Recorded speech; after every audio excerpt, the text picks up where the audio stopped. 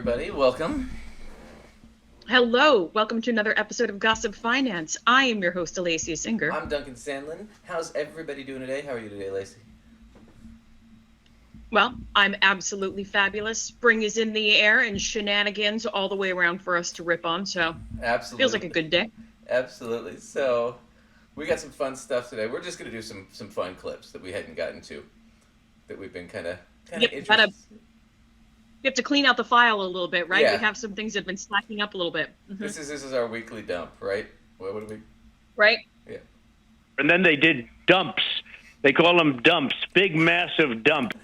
So that's what today is. It's more like a monthly dump, though, because about once a month or so, we have to kind of put together one of these sort of clean out a file episodes, but that's all right. Right. Where it works just, for us. They were too good to get rid of. So, we're going to cover RFK, so we got to start with that first. So RFK Jr., his whole candidacy, he's basically a spoiler candidate, right? Most third-party candidates are. And the idea is that initially he announced his run for president on Fox News, but he announced it as a Democrat, which was weird that you go to a conservative outlet to announce you're running on the Democratic ticket, right? Well, I know. Why would you do that? I know, it was weird. And then Fox News started airing him a lot on there because they thought he'd be a spoiler for Biden. Well, the problem was they aired him so much that a lot of Trump supporters, or Republicans who didn't really like Trump especially, but didn't want to vote for Biden, now are like, well, I'll just vote for RFK instead of Trump. So he takes now pretty evenly from both. So Fox had to stop running him on their other shows because it was screwing with the agenda. So it kind of backfired. Well, then he's running as an independent. But the whole point is he thinks he can be a spoiler for Biden and get Trump reelected. And that's the whole point of his campaign. It's all a scam. He's not trying to win. He's not even running in every state. In fact, right now, I think the only state he's in is Idaho or something. Interesting. Well, and you know what? Idaho tends to go Republican anyway, so if he's going to split off a vote, he's going to actually... Right. I mean, he's not really robbing from Biden is kind of my point. Like, he's not going to be taking anything there. I'm guessing he didn't get his paperwork in by certain states' deadlines because they all have various deadlines if you're going to make any type of ballot. So he probably didn't get in for most of that. Well, he picked his strategy is pretty shoddy at best. Oh yeah, it's terrible. So anyway, so we're gonna jump in, but I want to start with this just to give you a sense of this guy and how he's a total nut job, right?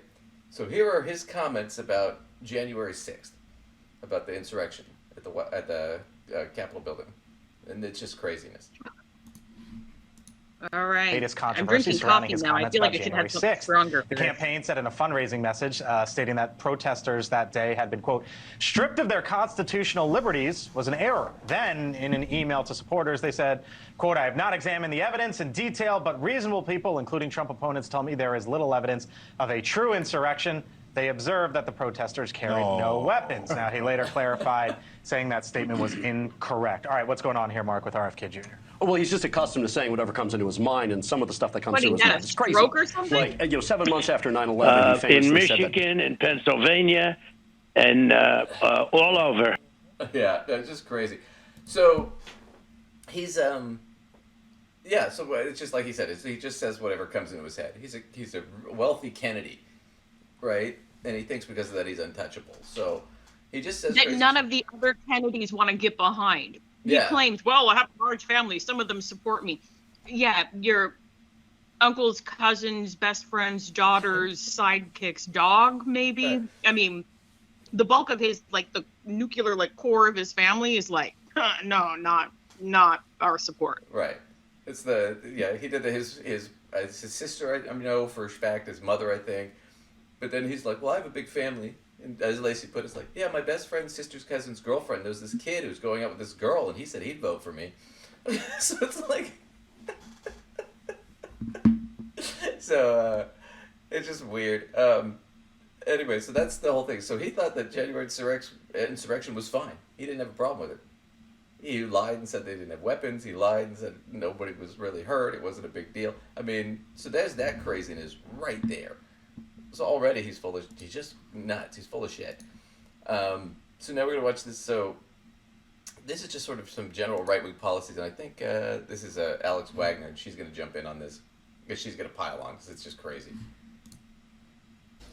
If you are unfamiliar, Fox host Sean Hannity devotes a significant portion of his show each night to attacking President Biden. But recently, another candidate has captured his attention, Robert F. Kennedy Jr. If you are a left-wing voter, Kennedy, frankly, gives you all the nutty Biden, Bernie Sanders, Green New Deal, climate alarmist, religious cult policies, maybe without the corruption and sleaze and the chaos, and he definitely knows what day of the week it is. If you're a left-winger, you'll love RFK Jr., according to Sean Hannity. So you see, even Fox News and the right wing, that's what they want. They want him to be a spoiler for Biden. And that's what they're pushing. Which is stupid for Hannity, because there aren't liberals watching Hannity.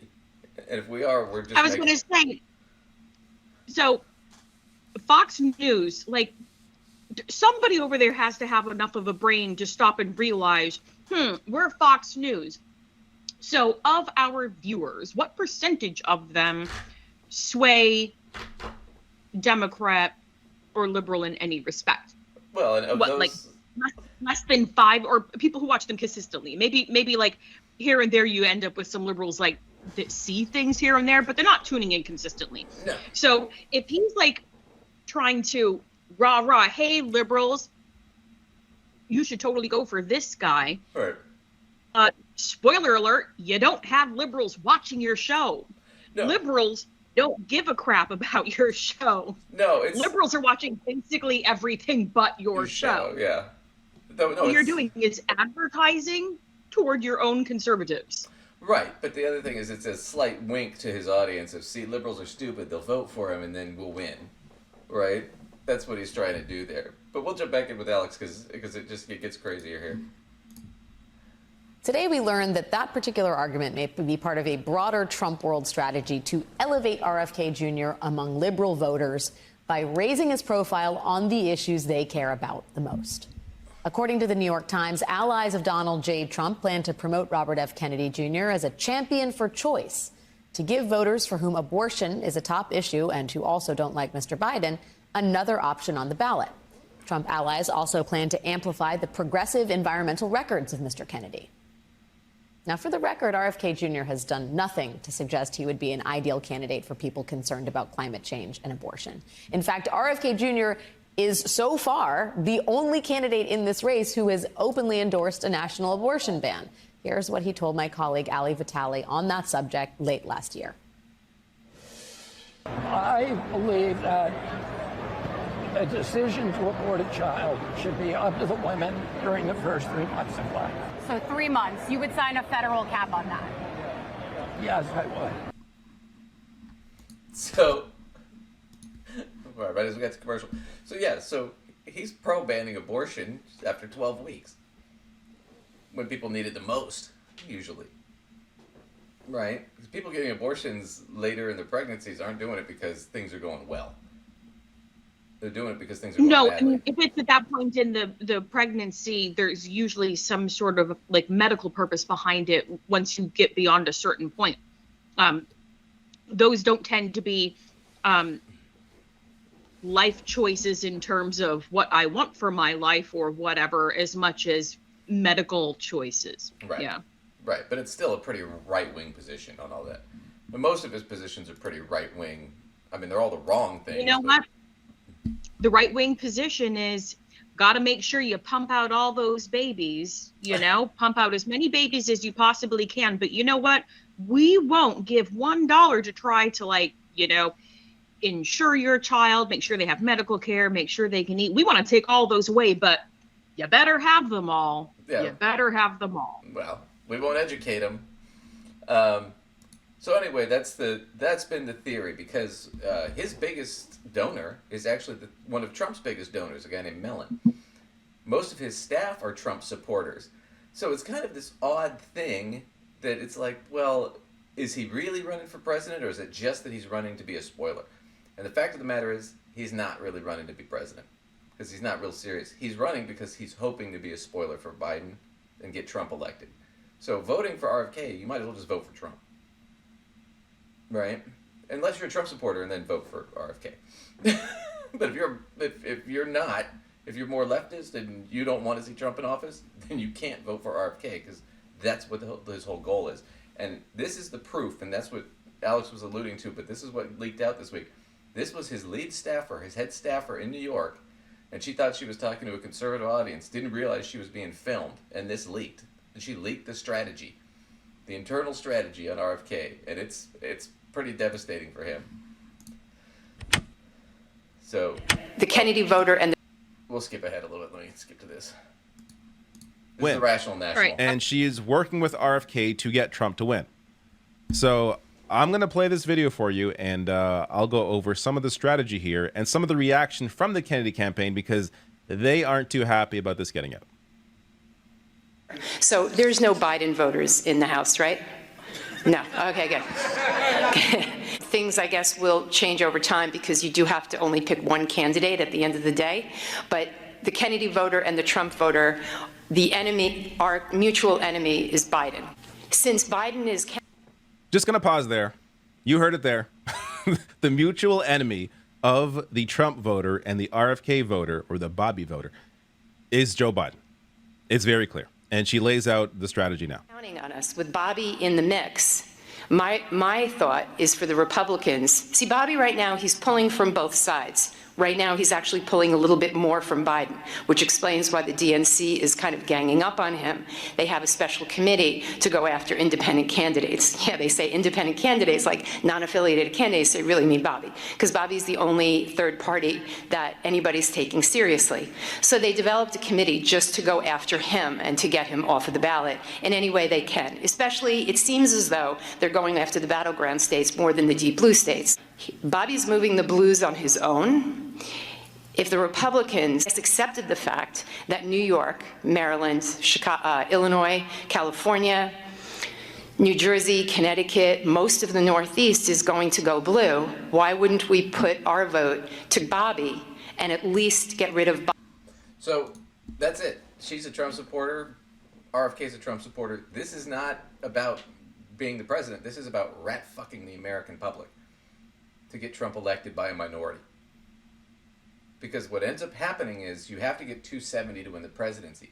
If you don't get 270, which is what her whole plan is, what she's talking about, and I'll bring up the chart again. If you don't get to 270, what happens is there's a split and Congress gets to elect the next president. If nobody gets to 270 on the electoral vote. And Congress right now is 1 vote majority Republican. So they're going to pick Trump, is the theory. So that's what she's stating, essentially. But that's the plan. I want you to look at this chart again real quick that she showed up.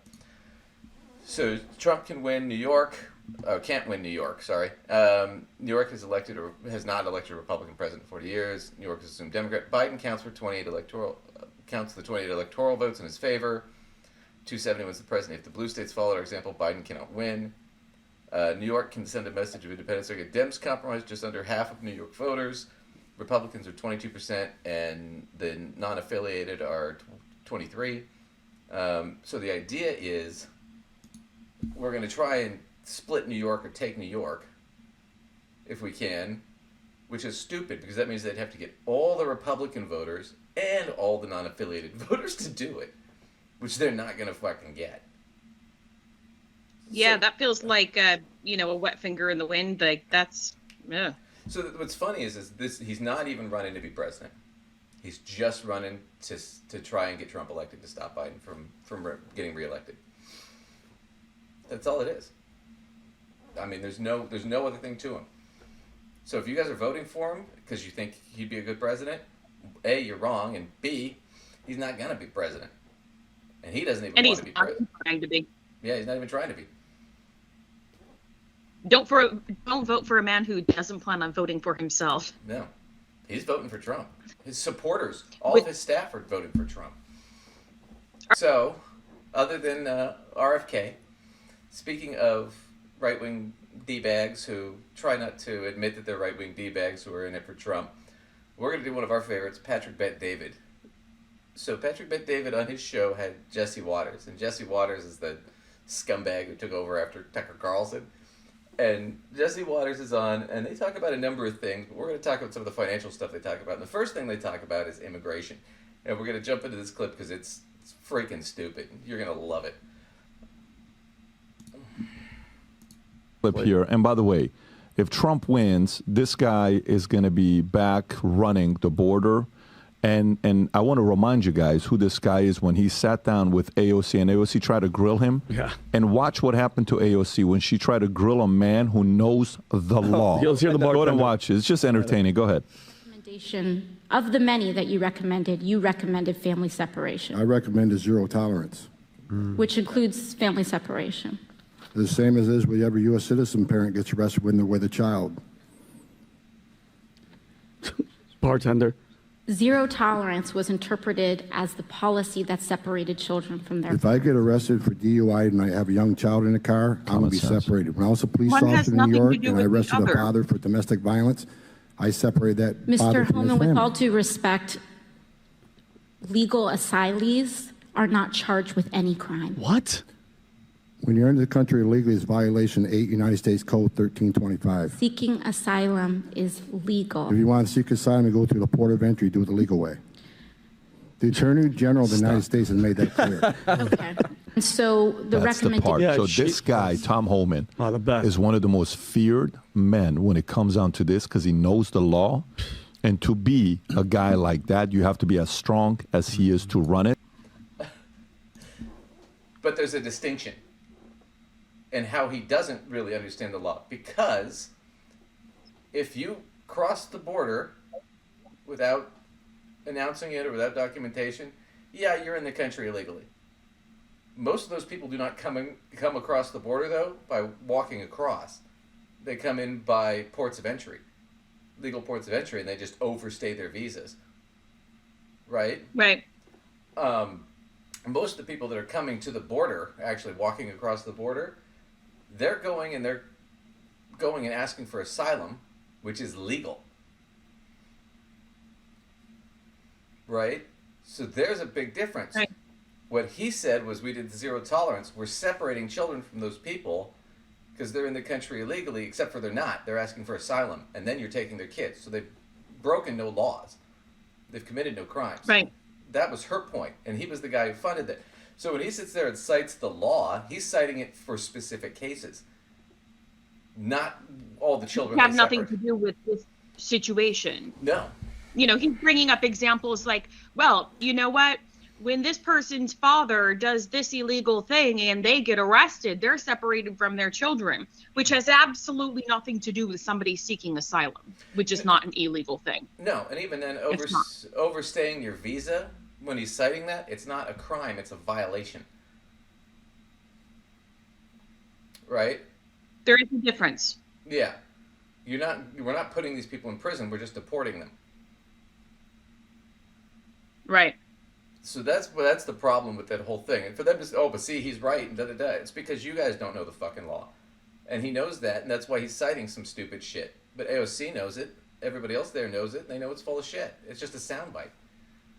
So these guys are fucking idiots on that whole thing. We'll watch another minute of this, but it's just, they're so stupid. If Trump gets elected, this guy's protecting your border. And I think about what kind of a personality you want working security at your bar. Then think about what kind of a security guard you want running a nightclub that has 2,000 people coming in. Then think about what kind of security guard you want running a nightclub that top-notch celebrities and Hollywood and all. You need a real one. Oh. Then think about what kind of a security guard you want protecting a community, Bel Air, where famous people live in. Then think about what kind of security guard you want. You get the idea where I'm going with this. Then think about what kind of a... Do you get where he's going with that? Because I didn't. How is this even analogous? I got nothing. I don't know. I don't think he's going anywhere or nowhere that makes sense anyway. So, for this to be analogous, right? I'd have to go up to a nightclub with my kid and say, "Hey, can we get in?" And if the guy said no, and then he took my kid, that would be analogous and to then, what he's saying. Right, and then he's saying, that's the guy you want running your bar. Like, listen. It doesn't. Fine, okay. Yeah, it doesn't make any sense. And furthermore, the security guard in a nightclub gets to make that decision. Okay? Law enforcement doesn't. You know who makes the decision? The courts. That's why we have a judicial branch that's separate from the executive branch, which is law enforcement. The Border Patrol does not get to decide whether or not these people are allowed to stay. They just process them. A judge gets to decide.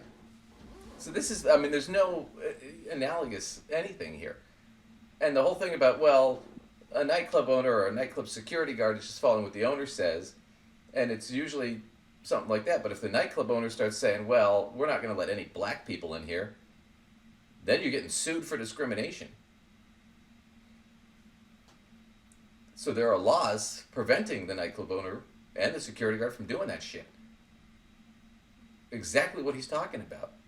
Only celebrities, only A-list people get in. You can't do that. I mean, you can discriminate some, but not that much. So, I mean, the whole thing is just retarded. But this is the genius that we're dealing with here, going forward. But I wanted to get to this clip. Oh, before we get to that, I wanted to get to this article real quick. We're going to go right over here. So, speaking of immigration, a big article came out. It was in Bloomberg and Business Insider. I'm pulling it from Business Insider here, on immigration and how it affects the U.S. economy. And this was recent. This was back in February. So, the U.S. economy, I don't know why that ad is there. The U.S. economy will grow by an extra $7 trillion over the next decade due to immigration, according to the CBO. So, the U.S. economy will grow by $7 trillion over the next decade because people are coming here. So the U.S. economy will grow by $7 trillion over the next decade as a surge in immigration creates a larger labor force and increased demand for goods and services, according to a new estimate from the Congressional Budget Office. Okay, the findings from the CBO reinforce commentary from economists that suggest immigration trends in the U.S. have aided the economy in avoiding a recession, as more workers help boost productivity without causing a spike in wage inflation. They boosted productivity and they didn't spike wage inflation. Labor force in 2033 is larger by 5.2 million people, mostly because of higher net immigration. More workers means more output, and that in turn leads to an additional tax revenue. So as a result of the changes in labor force, we estimate that from 2023 to 2034, GDP will be greater by about $7 trillion, and revenues will be greater by about $1 trillion than they would have been otherwise. And so here's the trend that they show and why it jumped from the current projection. The other thing they're missing out is, why did it jump, right? And the reason it jumped versus like here, you see this dip here, that's COVID, when we shut the border down and almost no one was crossing because it was too dangerous. And then after COVID, when Biden was president, it spiked again. The reason it spiked, because Trump didn't really slow it down with those policies. Because if you look back at this real quick, up until 2018, it was still going up. Mm-hmm. It wasn't until COVID that it started to come down. So the child separation thing didn't really slow immigration. What it did was it punished a lot of people. But what ended up happening was COVID tanked it. But you know why COVID tanked it? Not because those people didn't want to come over here, but because they didn't want to come over here because there were no jobs. Immigrants aren't coming over here just to sway the vote or to piss you off or because they know you don't like brown people or whatever the fuck it is you think. They're coming over here looking for work. I mean, that's why they're doing it. And right now, we have a very tight labor market, and our economy is doing better than anybody else's in the world. We've recovered better because the government pumped in a ton of stimulus to the people, right? And our economy is doing really great, and we have more jobs than people. So, yeah, if you're an immigrant, the U.S. is sounding pretty good right now. Almost guaranteed I'll get some work. And like they said, people that came over here got work, they didn't increase wages, but they increased productivity, which stimulated the economy. So this whole thing is back-asswards.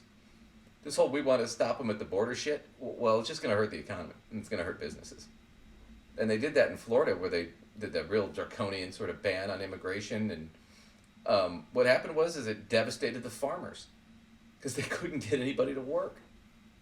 Because all these immigrants left Florida for other states. I mean, it's just stupid. So, that's just my only argument on that. Just showing these guys don't have a fucking clue what they're talking about. So, we'll move on to another clip in here. So, here's him and Jesse Waters, and now they're talking about minimum wage. Because these guys know so fucking much. So, here we go. Minimum wage. What do we think about it? Oh, I'm scared. Story to go from the bottom to where you are now. That's pretty insane. Thank you. Like I said, I'm just good at not getting fired. But literally from the basement to the... But you know what, though? To me, like when you hear stories of the empires that were built, capitalism back in the days, McDonald's and all these guys, they used to say, the guy that eventually runs the company later on comes from the bottom and makes his way to the top. These are by far the best stories to hear about. Companies nowadays, it's hard to find guys like Jesse that stick around and eventually get their opportunity. You do your... Okay. There are a couple reasons that he's already fucked up here. Yeah, that was somewhat common in the 20th century, the last century. But you got to understand, prior to that, most people didn't go to college. And now with technology and the way things are moving, you almost have to have a college degree to get those executive positions, because you have to be able to keep up. Right. So you have to be fairly well educated. A lot of these companies, they do not have guys with high school diplomas running the company. Usually the guy running the company has a graduate degree at least, or the woman running it, right? So and on top of that fact, you're talking about pre-globalization. So it used to be in the 90s, right? And before that, even before that, let's go back to the 50s when he's talking about.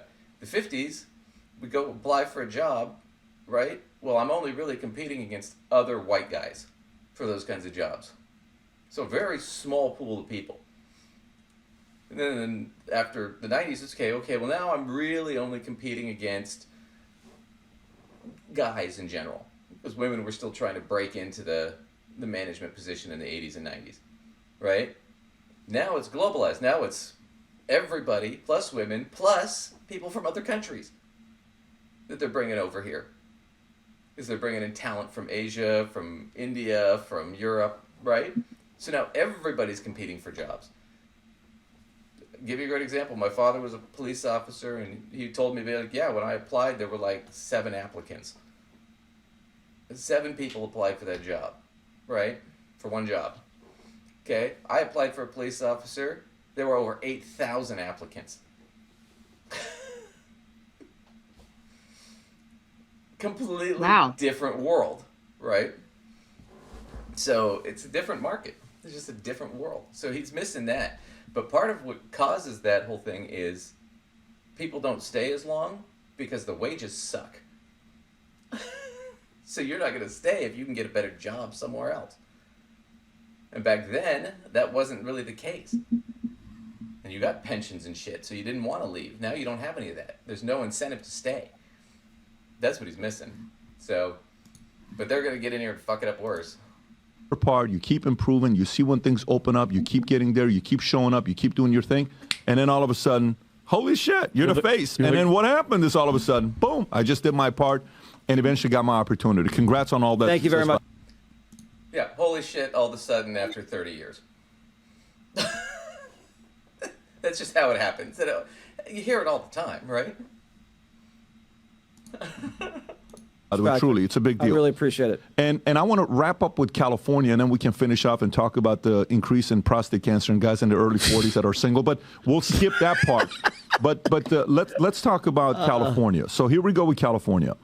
So California businesses take on Gavin Newsom over tax hikes. This is kind of interesting. Tom, I'm going to come to you first, and then I'll come to Jesse about the restaurant stuff as well.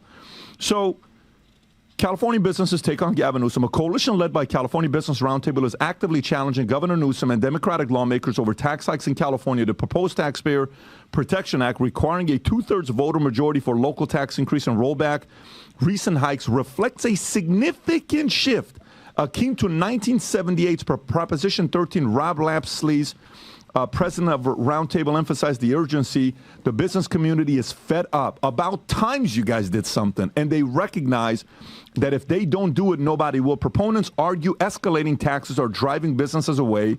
Governor Newsom, however, warns of dire consequence, stating the proposal would decimate funding for basic services such as trash collection and firefighting, highlighting potential budgeting hurdles. Local officials feared the initiative's passage could revoke crucial tax increases like Walnut Creek's half-cent sales tax, endangering projects like additional police officers and library hours.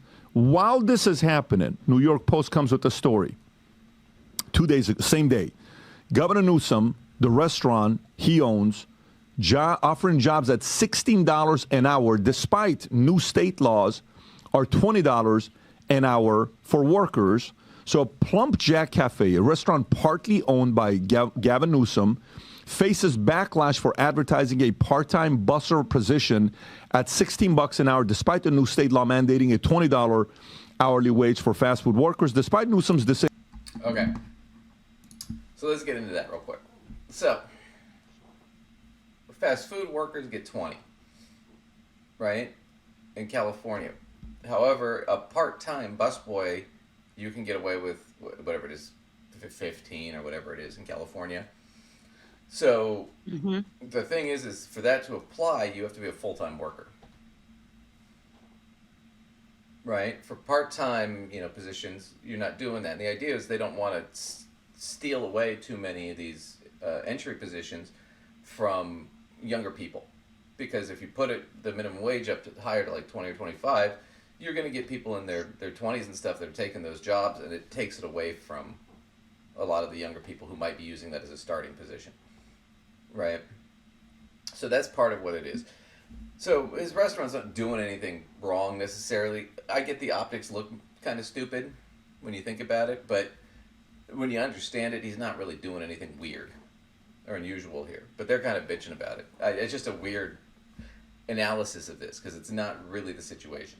As far as the tax thing, the problem is they're having problems paying these firefighters trash and whatnot, and they need to up the taxes, and that's what they've done, right?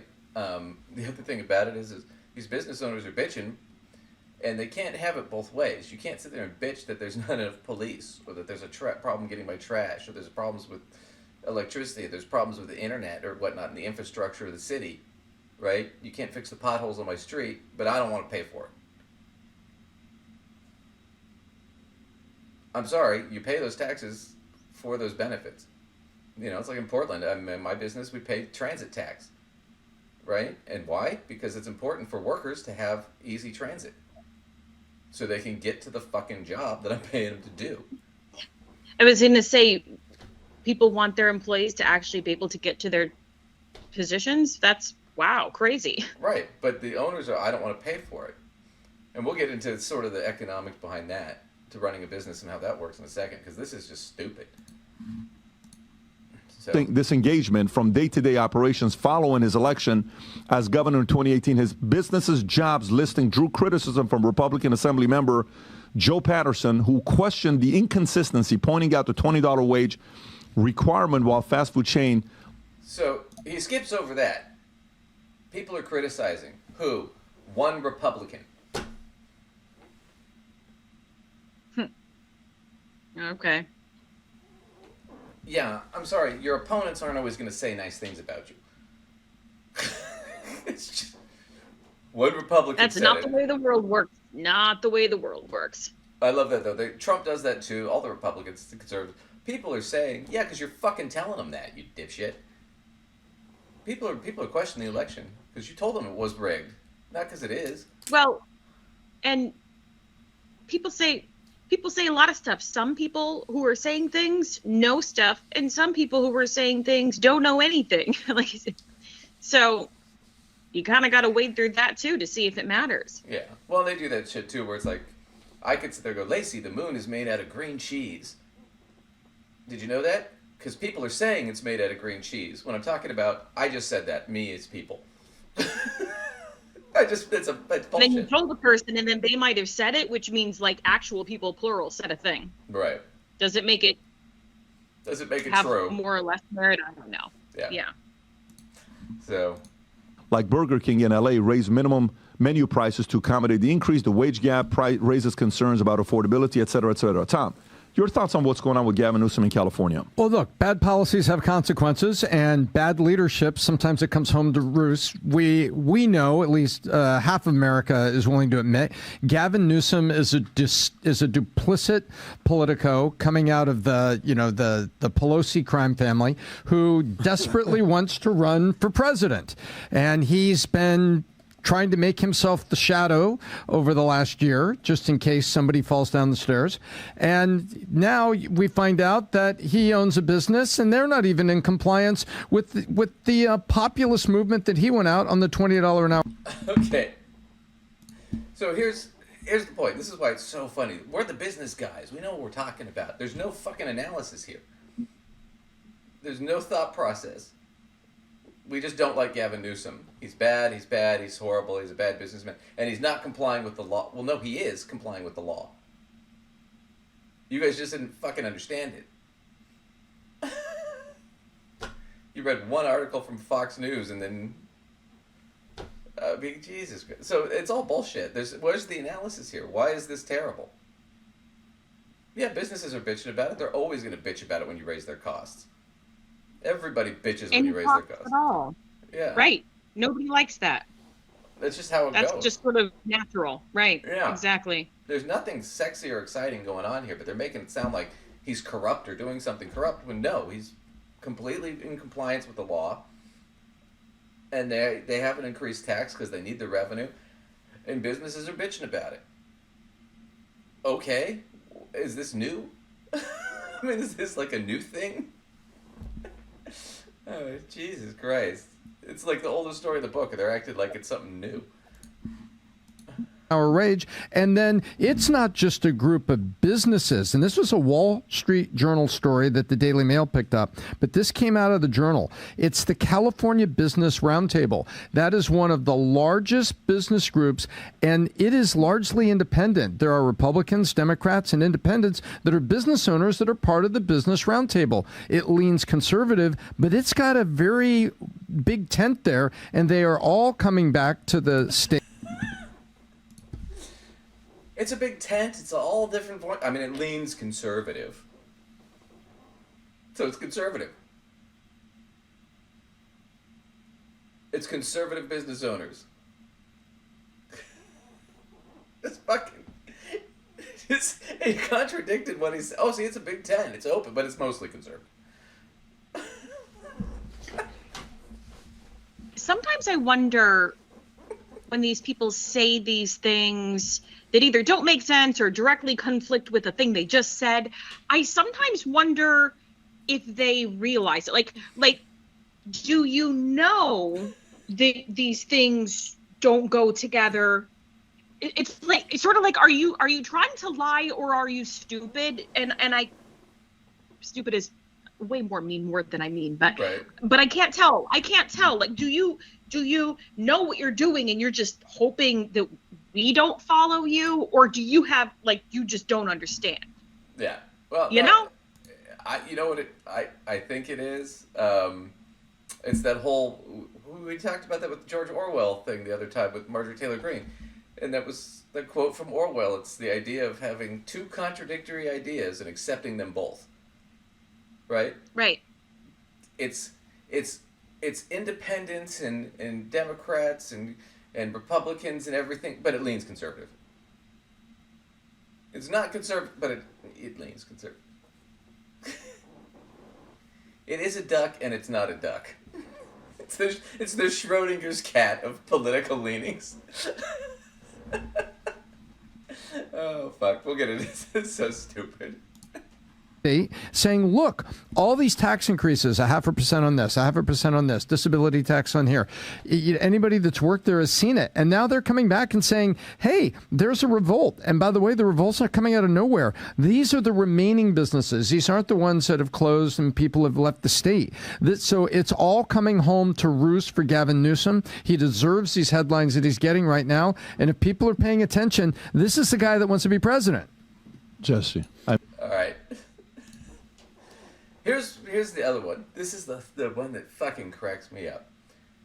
So he's saying, well, look, these are just the remaining businesses. I'm sorry, has there been an exodus of businesses from Los Angeles that I'm not aware of? Because I read the Wall Street Journal. It's mostly conservative. I read the Bloomberg. I read Finance. I read Business Insider. I read The Economist. Nobody's talking about this exodus from California because of taxes. Don't you think we would have seen like a whole bunch of articles and things on that?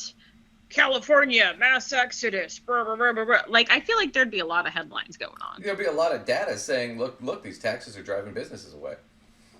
But it's not happening. And once again, it's stupid. It's like with Kevin O'Leary talking about, oh, people are leaving New York and businesses aren't going to want to do business in New York. How many people in New York? 40 million? Something ridiculous. Oh, yeah, businesses are going to leave that market. I'm sorry. How many people in Los Angeles County? Los Angeles County is like one of the biggest counties in this country. I don't think there's an exodus of people there.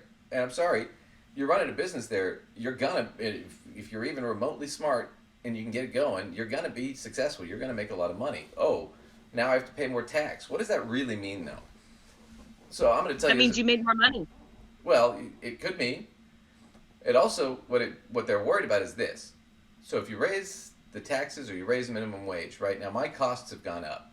So I have to raise prices or I have to cut employees, which would lower my productivity and eat at my bottom line.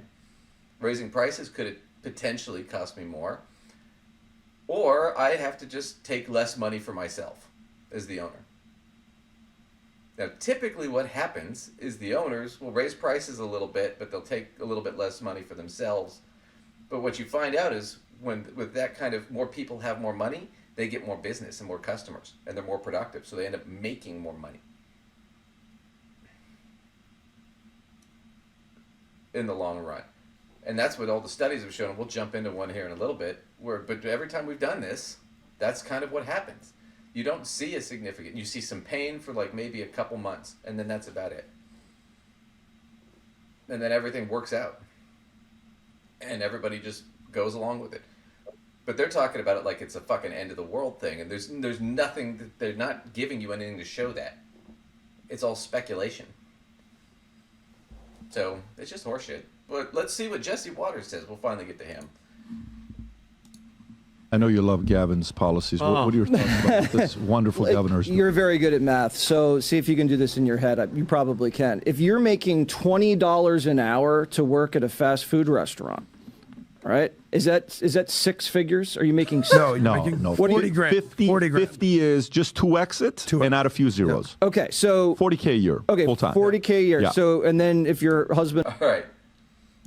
It is 40K, and I'm going to tell you how they got that number. It's easy. The average person, full-time employee, is considered 2,000 hours a year. That's 40 hours a week for 50 weeks, 2 weeks off. Right? Out of a 52-week year. So 2,000 times $20 is $40,000. Okay? So that's what it is. That's not very much money. And that's before you've had anything come out for taxes, health insurance, any contributions you have to make to the health insurance or to retirement plans, whatever. So that's $40,000 before anything comes out. And I looked this up. So we're probably talking like you're maybe walking home with $30,000, and that's without me using any sort of a calculator. But like you're probably realistically not actually making home with 33.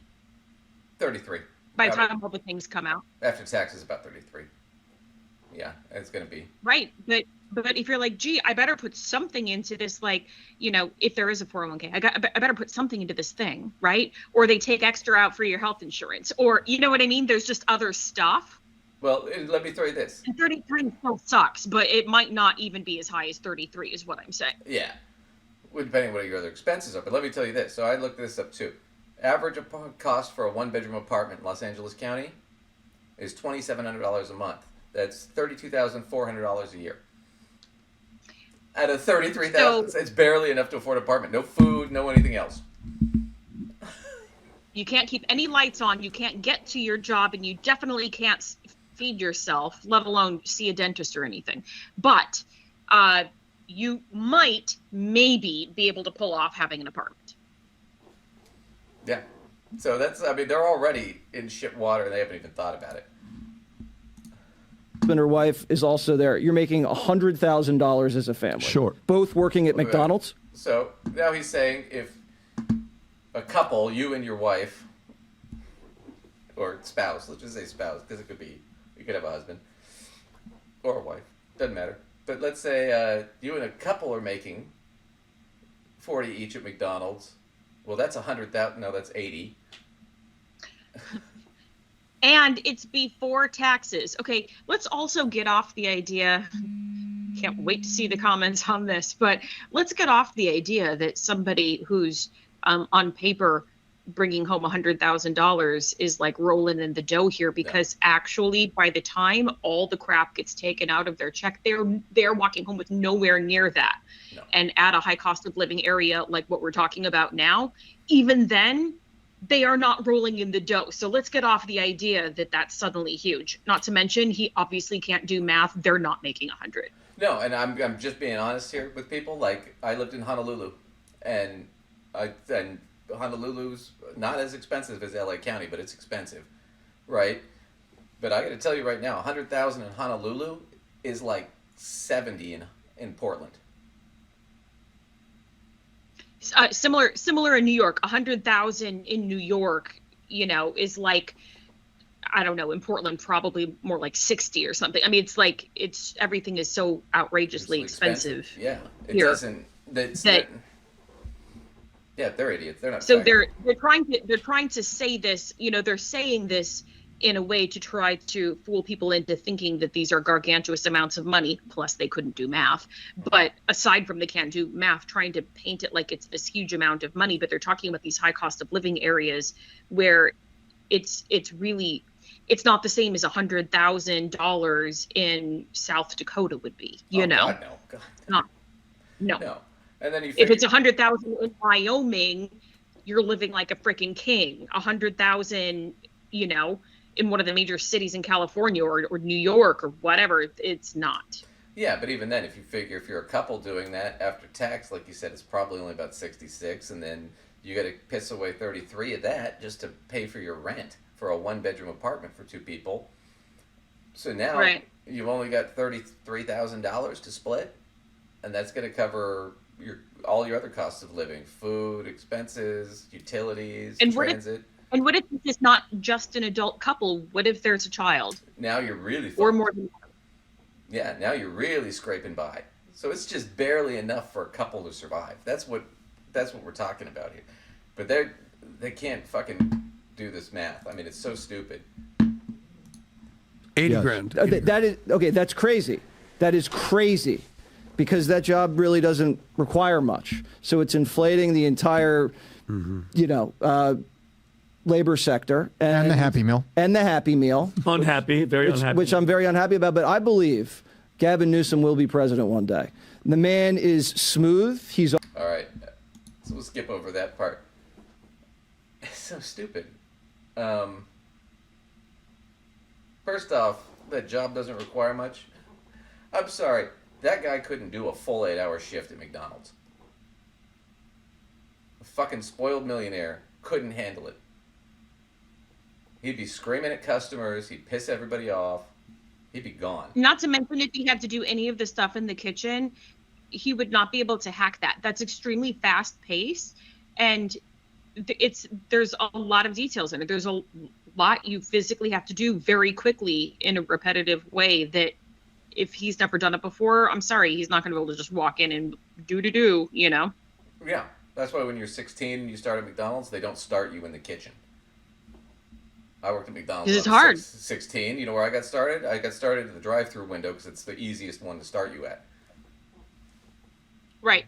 You know, it's also the one that nobody wants because you get yelled at a lot in the drive-through window. But no, I mean, it's so stupid to say these people aren't. I mean, they're working 40 hours a week. They deserve to be able to live.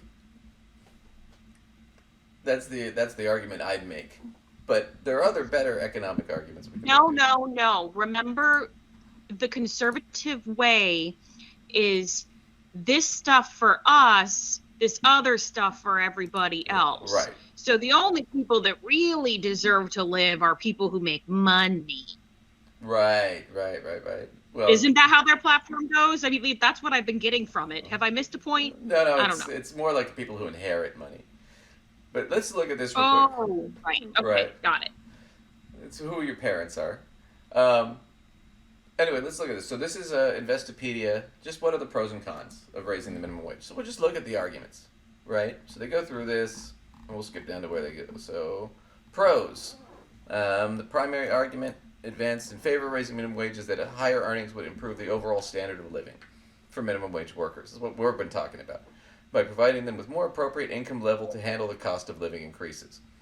A 2022 study by the CBO analyzed the macroeconomic impact of the standard minimum wage reaching $15 an hour in 2027. The data reported that 10.9 million workers would be directly affected, while an additional 9.2 would potentially be affected. The total directly or potentially affected workers by 2032 would surpass 23 million. So it would improve 23 million people's lives if we did a national. I mean, there's 60 million something. What is it in the workforce? Is 161 million people. So 23 million. That's 14% of the working population whose lives would be better over a $15 an hour minimum wage, which is a lot smaller. Intangible benefits that can translate into tangible benefits for both companies and employees is improved employee morale resulting from higher wages. Business owners frequently note the challenge of providing sufficient encouragement to spur workers to put maximum effort into their job duties, then that this is a particularly problematic with low-wage workers who feel that their job efforts aren't keeping them out of poverty. Increasing employee morale could easily translate into more tangible benefits, such as increased employee retention and reduced hiring and training costs. Employees who are more inclined to stay with a company longer could benefit for greater advancement and overall reduction in job-related relocation expenses. So what he was talking about before, about people starting at the bottom and working their way up, the reason nobody does it anymore is because there's such a huge wage gap and an income gap that why would I stay at a company that pays me shit? I'd always be looking for a new job. Oh, but you see, people are supposed to be loyal even when they're being forced to eat dog shit. Yeah. You just eat dog shit for 30 years. You can just eat dog shit and love it and be loyal. Yeah, all of you work. I mean, and you'll all but the thing that makes me crazy is the people who expect that loyalty would never give that kind of loyalty if that was what they were getting. No, ever. None of these guys. Ever. None of these guys would ever fucking do that. So, but they expect it. So again, once again, this is just going back to prove the point that here's one standard for one group of people and another for another. The expectation, the standards, they are absolutely not the same with these people. No. They're not the same. No. And they prove it time and time again across the board in every freaking subject we can come up with. Oh, no, absolutely.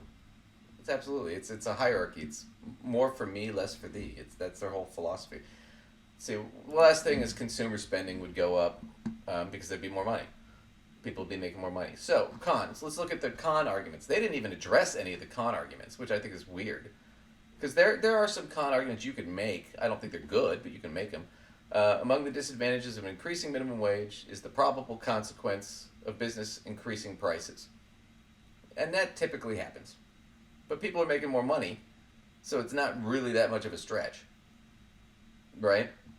Opponents argue that raising minimum wage would likely result in wages and salaries increasing across the board, thereby substantially increasing operating expense. It's true. For companies that would then increase the prices of products and services to cover their increased labor costs. Sure. But however, can we also pause and offer the idea that I might be more productive if I don't have to have 3 jobs and I could just have my one. Right, exactly. Right? So those costs, I'm not trying to pretend they don't exist, because I mean, these things are legitimate to consider, but when we also think about how productive our labor might be, that's also worth considering. But here's the thing that they're not, so that's the argument, right? The stupidity of the argument is, okay, if I have to pay people more money, right, that means it dips into my profit, so I have to, because that's my money, so I have to raise prices to maintain my level of profit, right? And that's a bad thing. And it does affect inflation and whatnot, potentially. You could say that. But people are making more money. And now, if every business is having to do this, now all these people are making more money. Now I have all these customers that I couldn't afford me before. Now they can. So you just open up more markets. Right? Which goes back to his stupid nightclub analogy. If you only want the real wealthy people in your nightclub. Well, yeah, but if there's more wealthy people, you're filling up the nightclub every night. You know what I'm saying? It's just stupid. So this is this is just a complaint, but it's you know, that's the argument, but there's a downside to that argument. Increasing prices means a general increase of cost of living. And they could have negative advantage. You could potentially argue that. Another projected problem resulting from an increased minimum wage is that other potential job losses. Many economists and business executives have pointed out that labor is a major cost of doing business, argue that businesses will be forced to cut jobs to maintain profitability. This argument that, okay, costs have gone up, so now I'm going to fire people. This has actually been proven wrong, and I'll show you guys in a minute. And the reason is this, and I'll tell you this as an employer. So let's say I have 20 employees at a restaurant, and the cost has gone up, so I lay off 5 of them. Well, what's going to happen? They're going to go file for unemployment, right? So if you guys don't know how that works, they go file for unemployment. Unemployment's going to ask them, why'd you get fired? They're going to say, well, we got laid off to cut costs, essentially. Then unemployment is going to take that filing. They're going to notify me, the former employer. And they're going to say, you need to justify why you fired this person. If I have a good reason, like, oh, yeah, I gave them, you know, 2 verbal, 1 written, 1 verbal, 2 written warnings, they were screwing up, blah, blah, blah. Then, if I have a good justification for that it was them that caused the problem and not something I did or chose to do, then what'll happen is unemployment will side with me, the employer, if I'm justified, and then they don't get unemployment. Now, if I laid them off, there's not a justification for firing. That's a choice I made. So unemployment's going to side with them, which means I now have to pay unemployment to pay for their unemployment.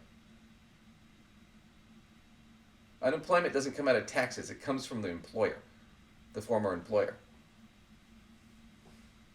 So I fired 5 people, but now I've got to pay unemployment for 5 people. So I just took a swift kick in the ass. I've got less people working. I'm less productive, but I'm still paying them. I'm paying them less, but I'm still paying them. Well, I was going to say, arguably, you are paying them less, but the amount of productivity you're losing, you would have to evaluate whether paying them that much less and being that much less productive is still, or like, is it still profitable, or did you just rearrange things, but it's didn't do you any good? Right. So typically, business owners, there's such a huge disincentive for just laying off people like that. Business owners don't typically do it because it just ends up screwing yourself.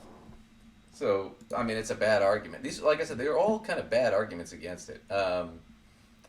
Let's see. The same 2020 mentioned in Congressional Budget Office. Also, analysts have higher wages may result in the elimination of roles. By 2027, the CBO estimated that 1.6 million jobs would be lost. By 2032, this would increase to 1.9 million jobs. Now, this is an estimation on the assumption that employers fire people. But we don't know. So this is all these, noticed all the articles that said these are the benefits of increasing minimum wage are all backed by actual numbers and results. All the arguments against it are speculation of what might happen. So one is a boogeyman. It may exist, it may not. You wouldn't know until you tried. But all the benefits we can show are tangible, right? Mm-hmm. And a lot of this comes down to how much did you raise minimum wage and how quickly. Because if you do it too fast, then these things are definitely going to be a problem. If you do it gradually, not such a big deal. And let me show you this. So, Yahoo Finance has this article. What happened when these places raised minimum wage to 15? So this is back in 2020.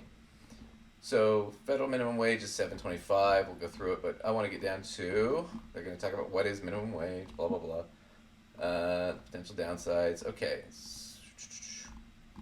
Let's see. States that have passed, they list them all here. Cities that passed it, they list them all here. And then major companies that pay $15 an hour. And there's a lot of them.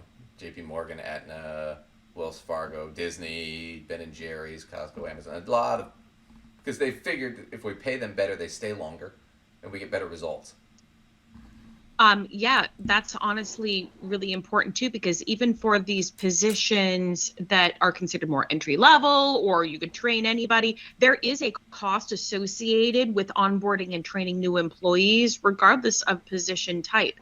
And if you constantly have them turning over, you really are spending a lot of money getting people just out of the gate to be able to do your work. Yeah. And that's not great either. If you can pay a little more and keep them, you could avoid all those training costs. Yeah, it's what we call in business. There's profit-generating activities and non-profit-generating activities. And ultimately, you want all your activities to be profit-generating, but that's not the way it works.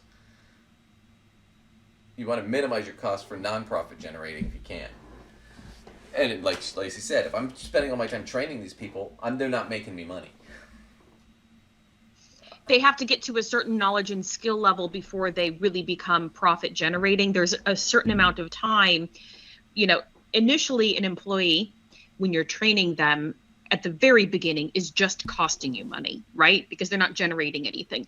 And then you hit a little span of time, which might vary according to what the job is, but where they're maybe a little bit in the neutral zone, right? They're not like really costing you, but they're not really like creating you profit yet. They have to get up to a certain knowledge and skill level in whatever the position is before they create a profit. If your wages are crap, you might be running the risk of by the time they get to the knowledge and skill level to really be creating you money, they don't want to be there anymore and they're taking something else because you're not paying them enough. You want them to stay there in that sweet spot as long as possible. Oh, absolutely. Yeah. So that's the point. Yeah, you nailed it. So how minimum wage increases affected major cities? Okay, most of the places that currently have a $15 minimum wage haven't had it implemented for long enough to see the true effects. So this is just the little bit we know for the 2 years from 2018 to 2020. So the 2018 study by UC Berkeley's Center on Wage and Employment Dynamics examined what happened in 6 major cities that increased their minimum wage to more than $10 by the end of 2016. So it's a 2-year study. Chicago, Oakland, San Francisco, San Jose, Seattle, and Washington, D.C. So what they did. So let's look at a couple of these. New York made minimum wage increase. So in 2016, New York passed a law that would raise minimum wage in New York City to $15 an hour by the end of 2018. So it was gradual. It built up over a couple of years. So let's go to the results. What happened? Restaurants reportedly reduced employee hours, eliminated jobs. Okay. In response to New York City's December 2018 minimum wage increase, some restaurant owners said they had to cut employee hours and raise prices. So this is coming from the restaurant owners who are saying this.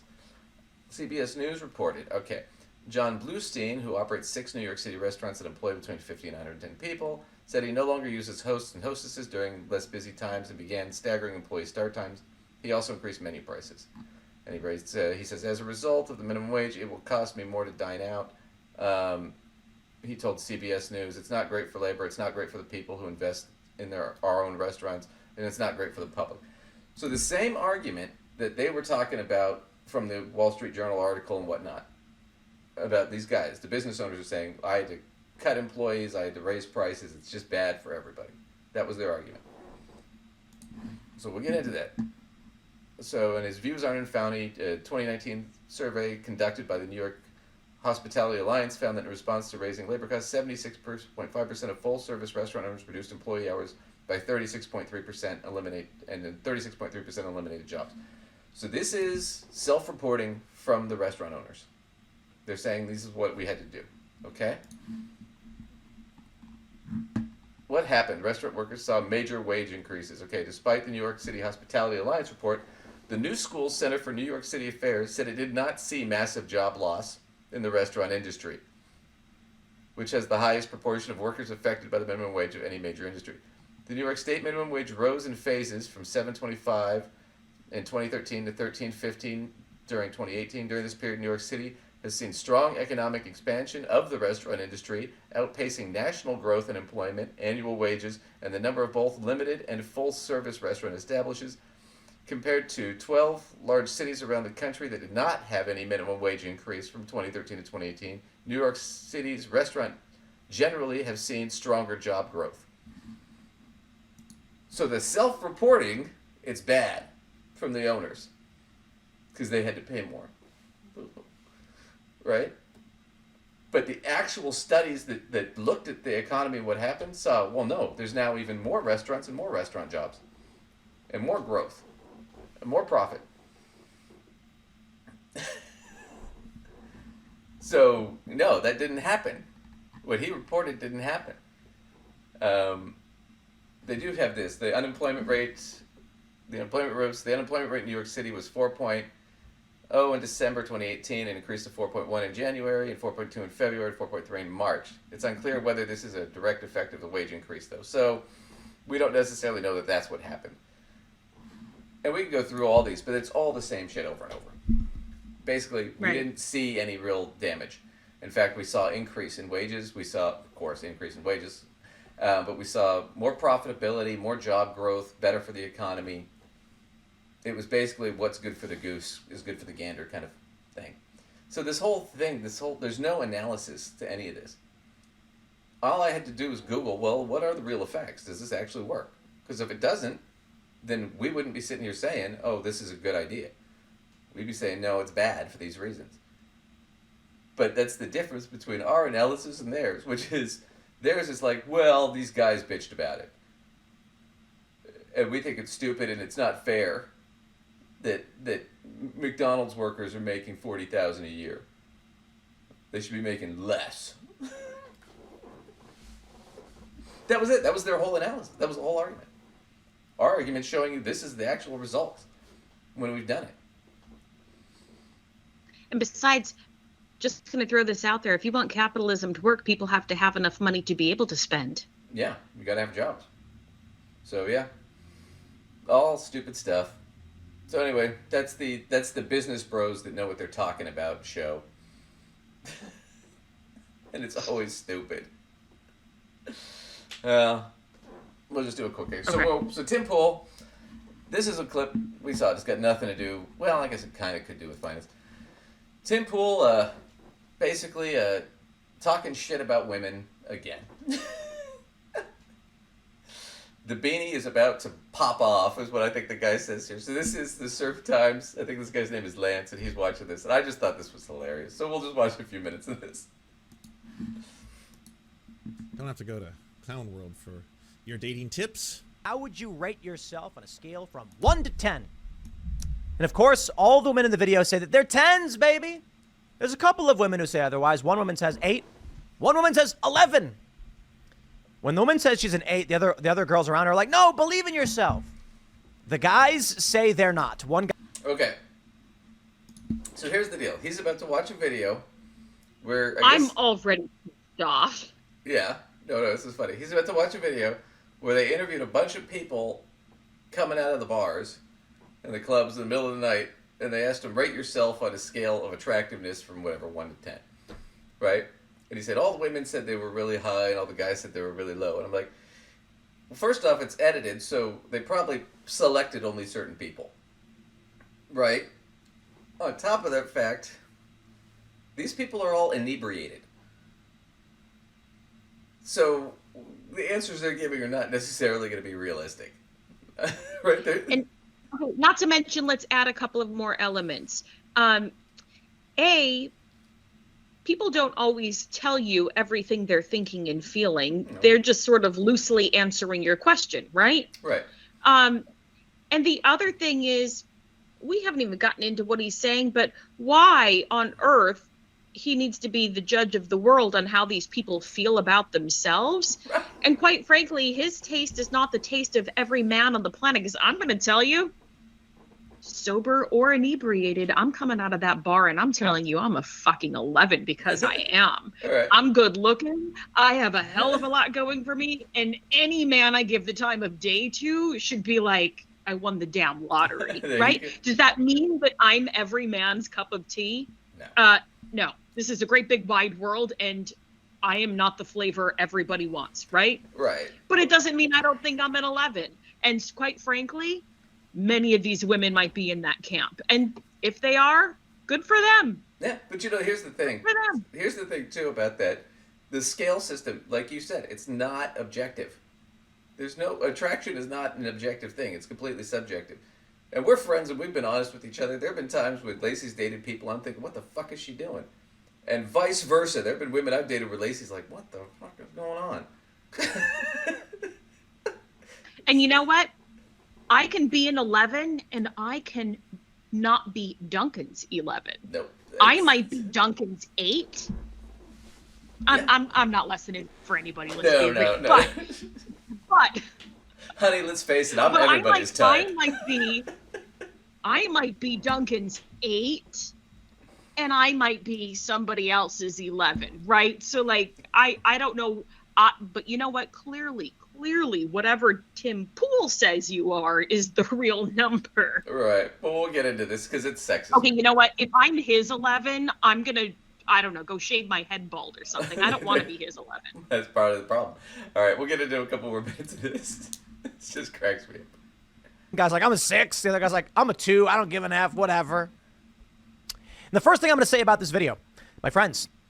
First thing I'm going to say is, my dudes, you're all beautiful, all right? Have more self-worth. Don't self-deprecate, you know? I feel like a lot of society wants us to do that as men. It's all right. You're all Chads. You're all alphas in my... See, I like how he plays that. You're all beautiful. Shut up. This is stupid. So, we'll skip ahead a little bit. Fucking, he's right though. It's stupid. One of the biggest sales ever. 30 beef sticks for just 30. All right. Commercial. I'm not gonna lie. I kind of don't like that the men were rating themselves that low. Yeah, but it's sort of typical though. I mean, because it sounds too braggish if you're a guy and you say I'm a 10. It's a kind of a douchebaggy thing to do. And it's just, I think that's more cultural than anything else. It's just how guys... It might be. It might be. Because women tend to be more like, no, you should treat yourself well. As we're guys, we tend to razz each other. So a lot of the guys are like, oh yeah, I'm a 2. They don't fucking think that. They just got to say that so they don't sound like assholes. Right? Like, I'll walk, oh yeah, I'm a 4. But I'm like, I'm also sitting there thinking, I'm not going out with you or you or you. I'm a very picky 4. How about that?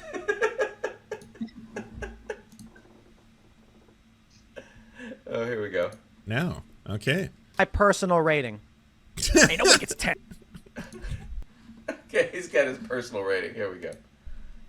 I was half joking. I didn't know he was actually going to do this. All right, let's hear it. Yo, 10s are unicorns. Like, there's a thing in skateboarding called the 9 Club. And that's because when you do the best trick in a contest, it's like 9.3 or 9.5. Because how do they give you a 10? Like, how did you do the perfect trick in a contest? All right. I'll tell you how they give you a 10, Tim. Because it's subjective. That's why nobody gives you a 10, because they don't want to look like they're in the tank for you. On a competition like that. That's the whole thing that he's missing here. This is all fucking subjective. You know, a taste is very subjective. Art is subjective. Music is subjective. Theater is subjective. Attraction is subjective. You know, sex appeal is subjective. I'll tell you, we'll just close with this, because I'll tell you a funny story. So, after college, I did work part-time at a store where I managed a DVD section, right? And it had like 500,000 DVDs. It was a big thing, right? And I did this while I was looking for a better job, right? It was just sort of a stepping stone kind of thing. I just needed a job in the meantime. And me and my girlfriend were living together, but one of the sections was the porn section. and it was all in disarray. And so I went back there, and I'm like, okay, I can't alphabetize porn because nobody looks for porn by title, right? So I just organized it. Maybe they do, but I probably not. I just organized it by the production companies, right? And I'm like, fine, that's good enough, right? And then I was actually with my girlfriend, we were at a sex shop, right? And I noticed they had them organized by fetish. And I'm like, oh, fuck, why didn't I think of that? So I went back and I organized them by different fetishes, right? And the one fetish I sold the most. I couldn't keep enough of them on the shelves. Nobody ever guesses this. I wouldn't have guessed it. Obese women. Like 300-pound plus women.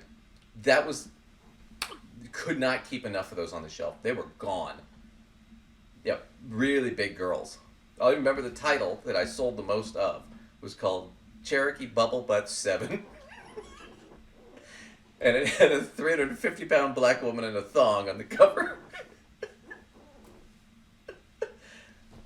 I sold 200 of those in less than 2 weeks. I really want to have something to say to that, but I got nothing. That's my point. Is it's subjective. That is a fetish that some people have.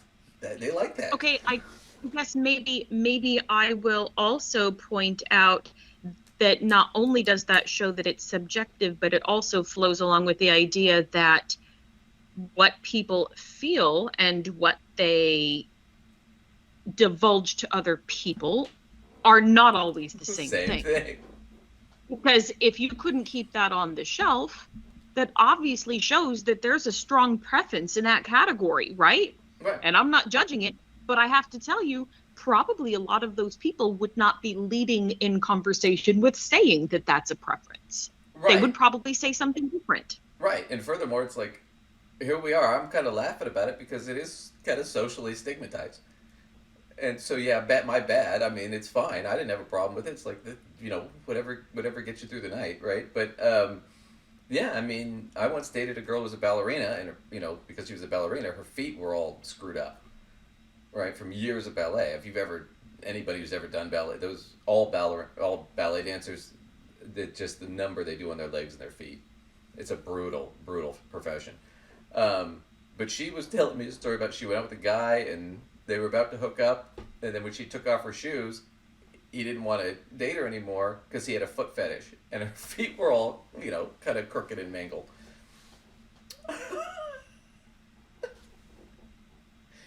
Like, well, I guess that was a deal breaker for him. Yeah.